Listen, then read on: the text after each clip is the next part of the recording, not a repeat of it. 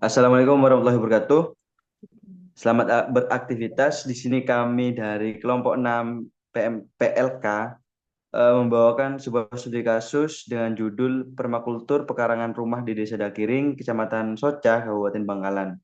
Untuk lebih jelasnya, langsung dipersilakan kepada rekan saya.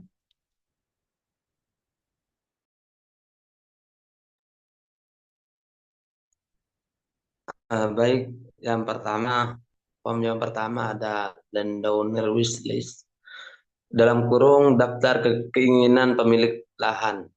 Data dari pemilik lahan, nama Halimatus, jenis kelamin perempuan, usia 28 tahun, tingkat pendidikan sekolah dasar, pekerjaan utama ibu rumah tangga, pekerjaan tambahan petani, jumlah tanggungan keluarga 3 anak dan istri.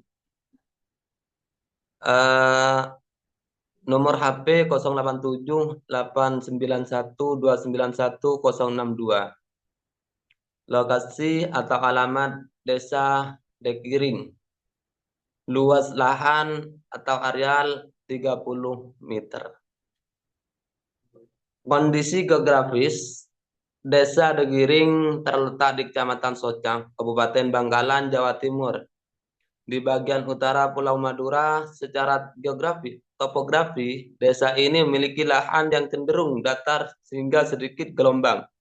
Dengan ketinggian tanah dan rata-rata berada di sekitar pemukiman laut, iklim di desa Dekiring adalah tropis.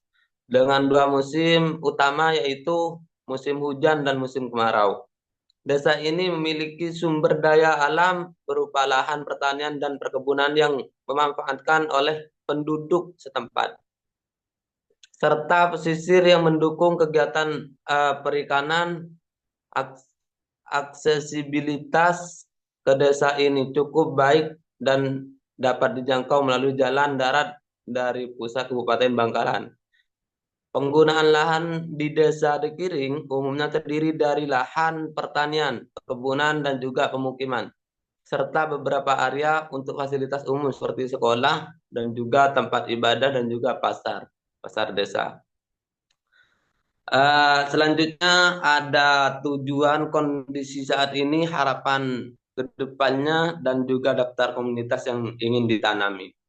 Yang pertama, tujuan pemanfaatan lahan ini untuk memenuhi kebutuhan sehari-hari. Untuk kondisi lahan saat ini, ditanami jagung, pohon, pisang, dan juga singkong. Untuk harapan ke depannya, ini menjadi salah satu lahan ekonomi bagi keluarga. Daftar komoditas yang ingin ditanam, fokus menanam jagung karena salah satu tanaman pangan yang serbaguna. Jagung juga bisa digunakan sebagai pakan ternak, bahan baku industri, dan juga sebagai makanan sehari-hari. Dan yang kedua, administrasi. Untuk dokumentasi sendiri bisa dilihat di foto yang sudah terpampang di dalam kurung tersebut. Yang nomor 3 ada layout lahan extension. Ini di dalam layout ini ada beberapa uh, uh, jenis. Yang pertama ada rumah pemilik pekarangan, dan yang kedua ada pagar yang memagari pekarangan tersebut. Dan juga di dalam lahan ini terdapat ada tiga tanaman. Yang pertama pohon pisang, dan yang kedua singkong, dan juga yang ketiga jagung.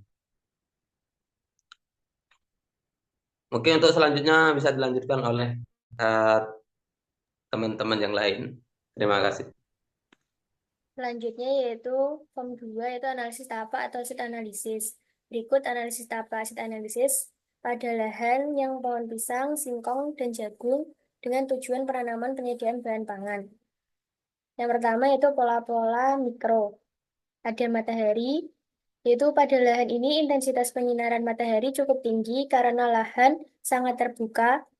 Matahari juga penting untuk memastikan tanaman cukup mendapatkan sinar matahari yang optimal. Selanjutnya ada air, yaitu menganalisis sumber air terdekat seperti sumur atau irigasi untuk memenuhi kebutuhan air bagi tanaman pangan. Yang kedua, di lokasi lahan menggunakan pengairan tada hujan dan dibantu dengan pengairan sumur. Selanjutnya yaitu tanah. Tanah yang baik bagi lahan yang ditanami jagung, singkong, dan pohon pisang adalah tanah yang bertekstur lempung, berpasir, hingga lempung berliat. Tekstur ini mempengaruhi kemampuan tanah untuk menahan air dan nutrisi. Selanjutnya itu ada vegetasi, yaitu terdapat tanaman lamtoro, mangga, dan kembang turi yang menempel pada pagar lahan tanaman pangan. Selanjutnya yaitu pola-pola makro. Yang pertama iklim, yaitu menganalisis pada curah hujan, suhu, dan kelembapan untuk memilih jenis tanaman yang sesuai dengan kondisi setempat. Lahan termasuk dalam wilayah lahan yang kering, tidak ada sumber mata air maupun irigasi. Selanjutnya itu topografi, yaitu dengan mengidentifikasi bentuk lahan di sekitar pemukiman ataupun lembah yang dapat mempengaruhi aliran air dan iklim mikro di lahan. Selain itu juga banyaknya pemukiman warga. Selanjutnya yaitu infrastruktur. Akses jalan yang baik ke lahan penting untuk transportasi input hasil panen, mempertimbangkan ketersediaan jaringan listrik atau air jika diperlukan. Kemudian yang terakhir yaitu aktivitas manusia, yaitu mengidentifikasi adanya pemukiman yang mempengaruhi kualitas lingkungan dan pertumbuhan tanaman pangan. Kemudian ada form 3, itu analisis fungsional atau fungsional analisis. Yang pertama ada akses jalan keluar dan masuknya itu landai. Kemudian ada struktur existing, yang itu terdapat lahan yang ditanami pada sebelah kanan yaitu pohon pisang dan jagung, sedangkan lahan sebelah kiri ditanami singkong. Kemudian ada utilitas dan layanan, yaitu terdapat akses pengairan dan listrik, kemudian penggunaan lahan itu permukiman, sekitar, terus peraturan dan pembatasan itu terdapat pembatas pagar atau rumah warga. Kemudian potensi integrasinya itu tidak ada, kebutuhan penggunanya itu kedepannya akan membangun sumur untuk pengairannya sehingga memiliki tempat penampungan air dan tidak bergantung pada air hujan. Selain itu juga terdapat peternakan di dalam lahan karangan tersebut.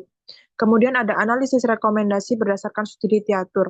Di sini ada komoditas menurut Ginting dan Astutri 2019, hasil tumpang sari antara taman jagung dan singkong yang tidak signifikan dapat disebabkan oleh berbagai faktor mulai dari jarak, tanam, pemupukan, pengolahan air, hingga manajemen hama. Kemudian menurut Sari Zahro 2023, tumpang antara jagung dan singkong adalah kombinasi yang potensial untuk meningkatkan produktivitas lahan. Kemudian rekomendasinya itu yaitu yakni pola tumpang sari singkong, jagung merupakan usaha tani tumpang sari terbesar jika dilihat dari hasil produksinya. Dan pada pola tanam tumpang sari singkong kacang tanah, kepada petani usaha tani tumpang sari singkong jagung diharapkan dapat meningkatkan kemampuan dalam hal pengolahan produk dan kemampuan budidaya singkong sehingga dapat meningkatkan hasil produksi dan harga jual yang dapat menambah nilai ekonominya. Kemudian ada teknis pengairan. Menurut Nugroho 2020, pemberian air yang tidak seimbang antara jagung dan singkong dapat menyebabkan salah satu tanaman mengalami kekurangan air atau kelebihan air. Akibatnya akar jagung dan singkong akan saling berkompetisi untuk mendapatkan air dan nutrisi, dapat menyebabkan salah satu tanaman kekurangan sumber daya. Hal ini membuat tanaman jagung dan singkong tidak signifikan. Kemudian ada menurut Kaleka dan Chaolea 2024, dengan implementasi teknik pengairan yang tepat dan pengaturan yang baik, tumpang sari antara jagung dan singkong dapat meningkatkan produktivitas lahan, mengoptimalkan penggunaan air, dan menjaga kesehatan tanaman. Kemudian rekomendasinya adalah penyiraman tanaman singkong dilakukan sejak ditanam hingga berumur 4-5 bulan. Hal ini membuat tanaman tetap lembat tetapi tidak berlumpur. Agar air tidak meresap ke dalam tanah, pengairan dilakukan dengan cara penyiraman langsung menggunakan sistem genangan. Selain itu, juga dilakukan pemeliharaan tanaman dari mulai penyulaman, penyiangan, pembunan, dan pemangkasan. Kemudian pola tanam. Menurut Beja dan APBLI 2019, penanaman ubi kayu dalam penelitian ini dengan pola tanam tumpang sari bersama tanaman jagung. Oleh karena itu, pengaturan jarak tanam sangat penting untuk diperhatikan agar tidak terjadi persaingan antara kedua tanaman selama pertumbuhan hingga produksi. Kemudian menurut Pramono et al. 2023, tanaman jagung terlebih dahulu, kemudian tanaman singkong 2-4 minggu setelah jagung ditanam. Hal ini memberikan waktu bagi jagung untuk memulai pertumbuhannya sebelum singkong mulai menyerap nutrisi dalam jumlah besar, sehingga membuat tumpang sari antara jagung dan singkong memiliki keuntungan masing-masing. Kemudian rekomendasinya yaitu tanaman singkong dapat ditanam secara interplantasi untuk menerapkan pola tumpang sari. Tanaman singkong diberi jarak sedemikian rupa sehingga tanaman lain seperti tanaman jagung hibrida dapat ditanam pada celah antar barisnya. Kemudian teknologi. Menurut Handoyono et al. 2023 menerapkan sistem irigasi tetes untuk memberikan air secara efisien langsung ke akar tanah, menghemat air, dan mengurangi resiko penyakit yang disebabkan oleh kelembapan berlebih. Kemudian menurut Widodo et al. 2022 menggunakan mesin pemimpil jagung dan pengolahan singkong untuk meningkatkan efisiensi pasca panen dan mengurangi kehilangan hasil panen, membantu petani agar yang dilakukan pasca panen lebih cepat. Kemudian rekomendasinya itu dilakukan yakni memaksimalkan teknologi terbaru untuk memudahkan pemilik pekarangan atau petani melakukan panen hingga pasca panen agar waktu yang dilakukan lebih efektif.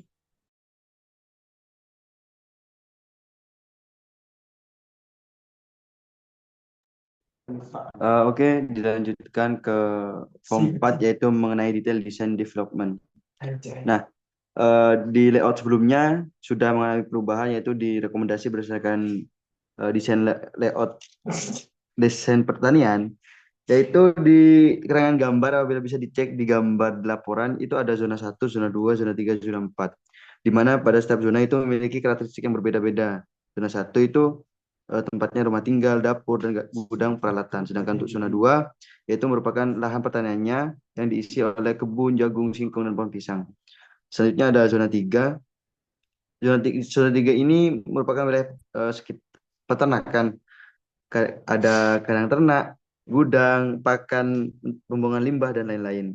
Terus yang terakhir ada zona 4. Di sini keterangannya itu zona 4 diisi oleh sumur penampungan air, di mana air ini berguna untuk menyiram tanaman.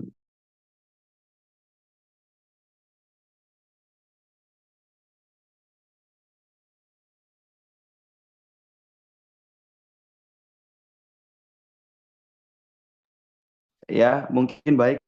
Cukup itu saja dari kelompok kami. Kurang lebihnya mohon maaf. Semoga kita bertemu lain waktu. See you next time.